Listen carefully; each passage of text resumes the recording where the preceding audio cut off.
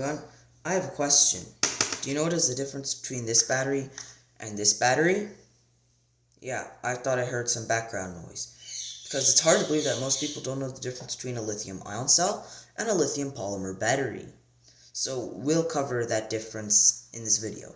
So first, what is the difference? Why is this called lithium-ion and this is called lithium polymer?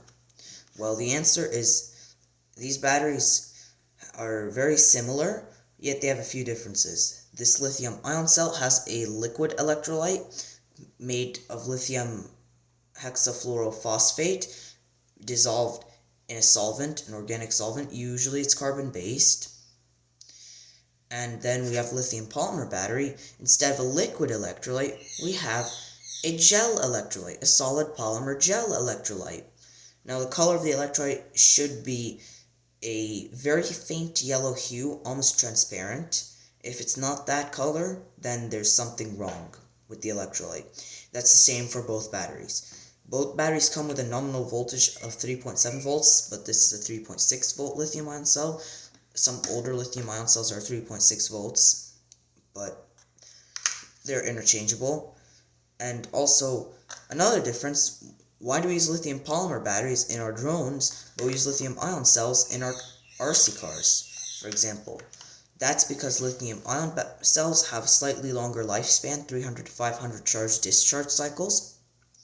But these lithium polymer batteries sadly only have 200 to 300 charge-discharge cycles. And in storage, they'll only last like 1 or 2 years, best 3.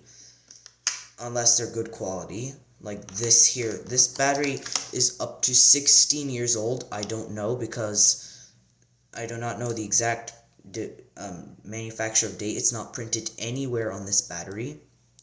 And by the way, I do not endorse any brands you might see in this video. But we'll get to this battery later. And then we have this lithium-ion cell is also really old. Lithium-ion cells can stay in storage for anywhere from 2 to 10 years. It means these batteries have quite a bit of a longer lifespan. But lithium polymer batteries are a lot lighter. It looks like this battery is made of foil, because it is. This battery is actually just made of foil from outside. Inside it's not that. It's the electrolyte and 2 different plate materials for the battery's internal plates that make up the electrodes. I'll cover that in a different video. But here, this is like an aluminum or steel pipe, where the whole body of the battery is the negative in this one, the cathode, and then we have just this little piece on top is the anode. Now, you'll notice there are openings. Have you ever wondered why there are these openings in the battery? This is actually a safety feature. This is what they call a protection circuit when it's a lithium-ion cell in this cylindrical shape, but that's not a protection circuit. That's a vent.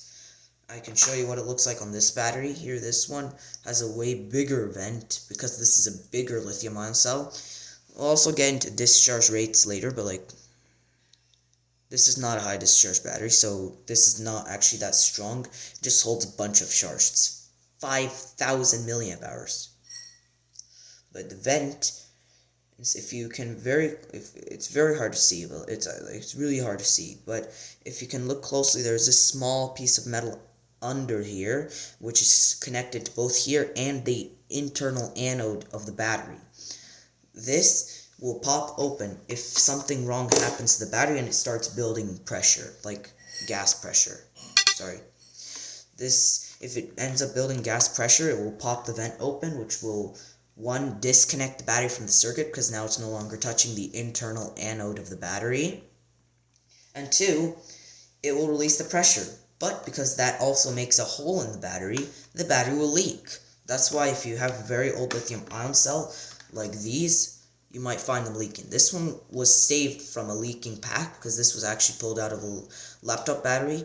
Now, in general, don't use a battery if it's near leaking batteries, but this one has no signs of damage and it's been thoroughly cleaned and it still holds charge just fine. It works okay. So this battery has no real issues, but a battery that has rust is a sign that's leaking or near a leaking battery and it's not safe. But a real protection circuit would look like this. Now, you might think this battery is puffed or swollen, but it's not. It's just a very fat battery. It's still hard, and it's not pulling the sides like this. It's not doing this behavior. If it was doing this right here, then it would be puffed, but it's not. That's because this battery is just a very old one. This battery can be like 2014 or something. It no longer holds charge, but it's not puffed. So I'm just keeping it for a demonstration of how technology really gets better. Like, technology used to take decades to get better back then, but now we're getting every year new technology. Like, this is from about 2014 or 2015, and the exact same battery, same exact capacity, 140 milliamp hours, from around 2018, is almost half the thickness. See? It's like a lot thinner. Sorry for the bad focus. Oh man, sorry, but like you can see, just the size difference is so noticeable. Trying to just get the focus there. Yeah, the difference is really big. This battery is a lot thinner than this one. Now this one lost its protection circuit, that's why. The protection circuit burned out, because it's a very small protection circuit on a very small low discharge battery. So it burned out easily because of the current draw. So that's the difference between the new technology and the old technology. And then the lithium polymer. Now here are the advantages. We'll get to the advantages of each. So here we have lithium polymer battery. It's lighter, like we already mentioned. It has higher discharge capabilities, like, for example, this battery.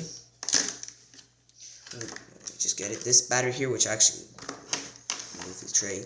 This battery actually is causing me some problems because this battery, for some reason, tends to form an air bubble whenever it reaches 3.8 volts. Like, it's a 3.7 volt battery. Just 3.8 volts is already causing it to form an air bubble when it's fully charged 4.2 volts. That's another big disclaimer. Don't charge these with 3.7 volts. That's just for storage. But if you're going to use it, it needs to be at 4.2 volts. Otherwise, you're using an undercharged battery, which reduces its lifespan. This battery, being a high discharge battery, claims it can give up to 30 amps because it has a 25C discharge rate and it's 1,200 milliamp hours. Such a battery like this is pretty easy to find online, but it's also kind of expensive. But anyways, even if it's not that expensive, like you find one for low cost, it's still pretty sad when they puff, because now you have to buy a new one, and this is to be expected. But anyways, this has not even lived 3 charge-discharge cycles before forming an air bubble. That also likes to appear and disappear every now and then. So I'm gonna continue my observations with this battery to decide whether it's time to put it down, or should I just fix it somehow, like charge it and that would revert that and then use it as it is, because I don't know why it's producing an air bubble. And not even at 10C, I'm doing it at less than 1C discharge and it forms an air bubble. Like a very small load and it forms that air bubble. Like, that's crazy. It's unacceptable. So that's a high discharge battery. They usually have this like tape, as you can see, this stringy tape around them. It's more noticeable in real life than on camera, but like here I peeled it off a little bit so you can notice it better. This stringy tape, I think, holds the battery together better, like helps avoid it puffing, because high discharge battery would be used very aggressively, so it could puff up easier. But we also have not high discharge batteries. This is a not high discharge battery. It's 8 years old, I know, because it has a date, 2017. Come on, focus. There you go, 2017. So this battery is pretty old. It's working just fine. It's not puffed at all. Battery is in very good condition. Ugh, I think I should clean off the back a bit more. That tape is still there. So this battery had some double-sided tape on the back, black double-sided tape, and it's gotten a bit dirty now after I tried to peel it off, but didn't fully. So that's just what that looks like. This one also has a protection circuit, and it actually works very well. But then we go to an actual protected lithium-ion cell. Even high-discharge lithium-ion cells are not as strong as lithium polymer batteries. Because this, like I said, this is one of the weaker high-discharge batteries. There's things like up to 130 C, I think, maybe even 150. Really high discharge rates for lithium polymer, but lithium-ion only goes up to 15. This is anywhere from 3C to 15C. I don't know. It was not mentioned. But the thing that suggests to me that this is high discharge is the thick silicon wire. Especially the fact that it's silicon. Because usually you use silicon wire on high discharge batteries, but for example, this not high discharge lithium-ion cell has plastic wire, or PVC. But then the high discharge battery, even the lithium polymer one, comes with silicon wire. Like it even says rubber on it, because it's supposed to say silicon rubber. This one doesn't say that anywhere, but it feels like silicon rubber wire. This has a real protection circuit, so it's probably not 15C. It's a 500 milliamp hour lithium ion cell. So you can see the protection circuit right there. This circuit does actually offer the 3 protections we need: the overcharge, over-discharge, and short circuit protection. We need all 3 of them, and it offers that. Usually with high discharge batteries, it only offers the overcharge and over-discharge. Like, surprisingly, this doesn't even have over-discharge. I saw it has a circuit, but apparently it's only for overcharge, cut off at 4.22 volts. Slightly high, but not that bad. I mean, it's not going to seriously damage the battery right away. It's not going to cause it to explode. That's just going to reduce its lifespan. Because a minor overcharge is not destructive to these batteries, but a major overcharge can lead to catastrophic failure. So don't overcharge them. Just whenever you charge them, just have them voltage monitored. And when you check the voltage, just take it off the charger, because the voltage is not just the charging voltage or the battery voltage. It's actually slightly higher than the battery's voltage, so you have to disconnect it to measure the accurate voltage. Now, back to this. We have a difference between multiple cell battery and single cell batteries.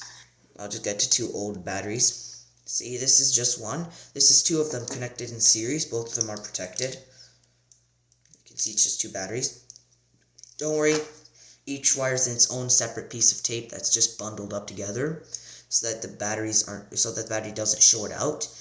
Because this battery, even though it's protected, it makes some sparks. So I just want to avoid that. Don't short a battery on purpose, just so this does not happen on purpose.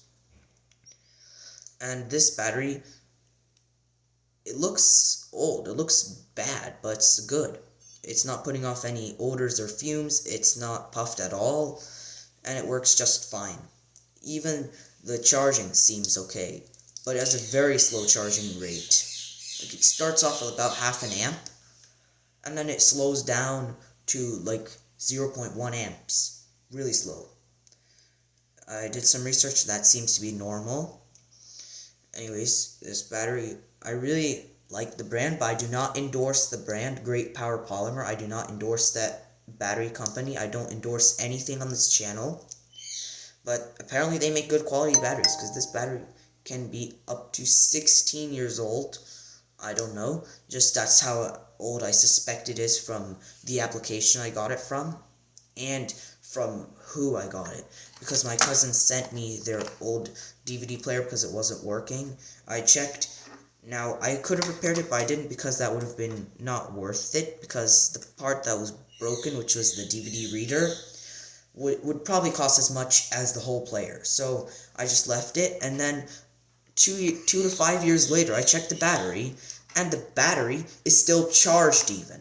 Like, the battery even still has a bit of charge. So it's a really high quality battery. Definitely look for old batteries, they're pretty good. Like, really old ones, they are made with good quality, unlike the newer ones.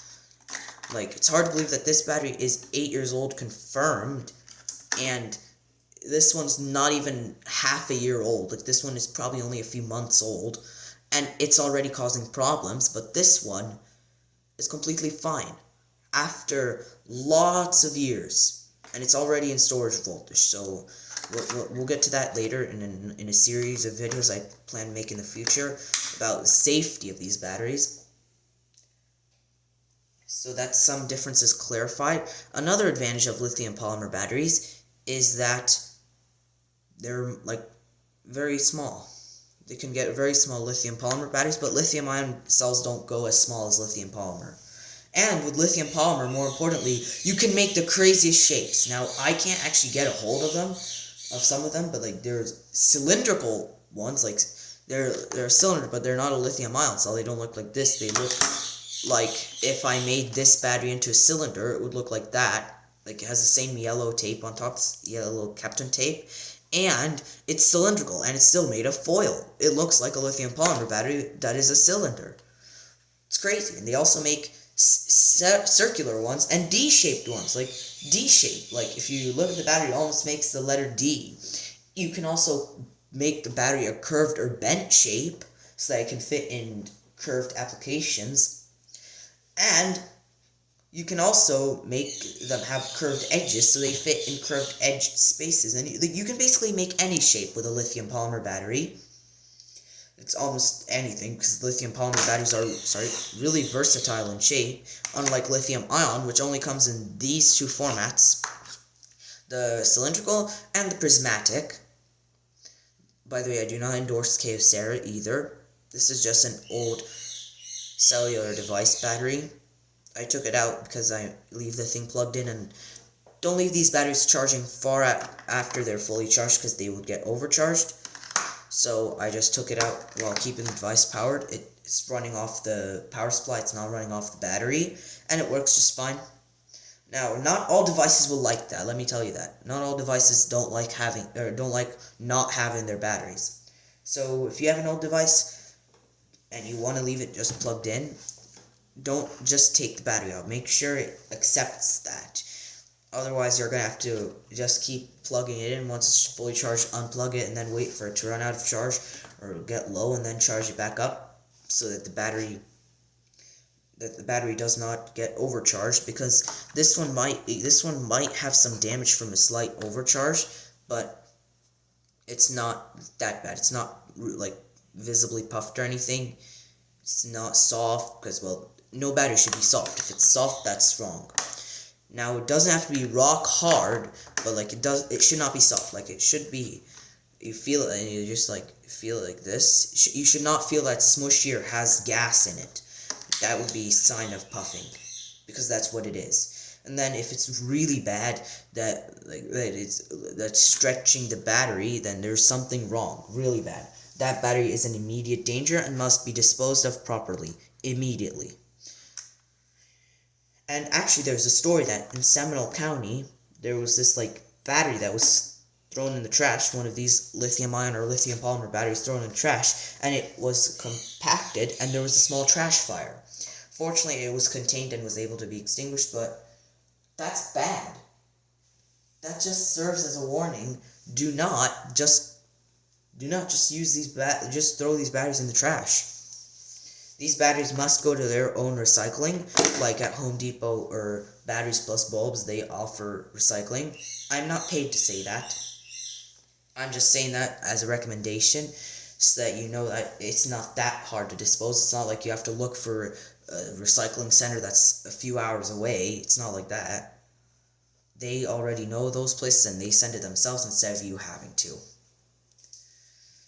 So now, what are the advantages of lithium-ion batteries? Well, one, lithium-ion batteries tend to be have more safety features, like the vent. These are vented, but lithium polymer batteries never have a vent, because that would be a really bad idea on those, because they puff up all the time, especially the high discharge ones, which would trigger the vent way more easily than the lithium-ion battery.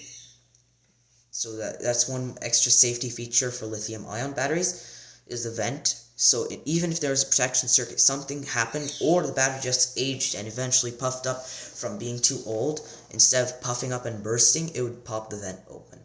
Another feature of these is these batteries here, they last longer. Like, they have a much longer life.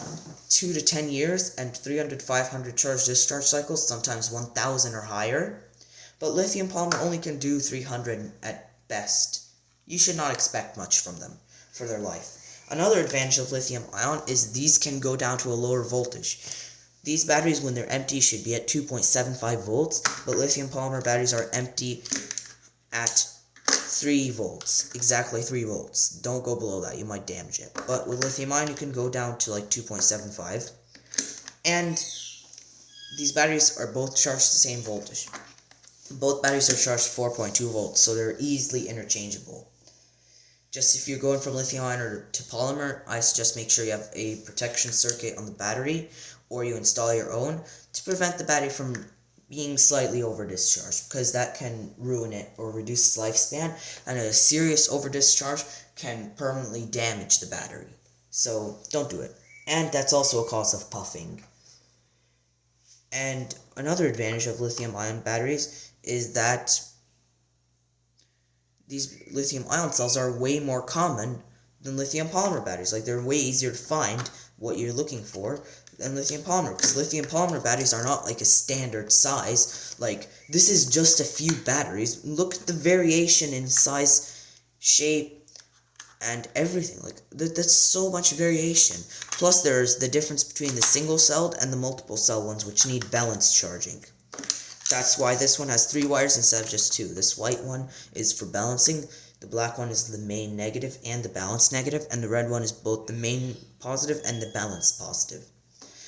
So that's another important thing about lithium polymer, is that these batteries come in way more shapes, but lithium ion is kind of one shape, like, or a few shapes. This shape and the prismatic battery, the most common form of the prismatic battery is the BL5C, such as this battery. This battery is the very common prismatic battery. You can easily find it, BL5C. A lot of devices use this, so this is like the common prismatic lithium-ion cell. And then the common lithium-ion cylindrical cell is going to be the 18650.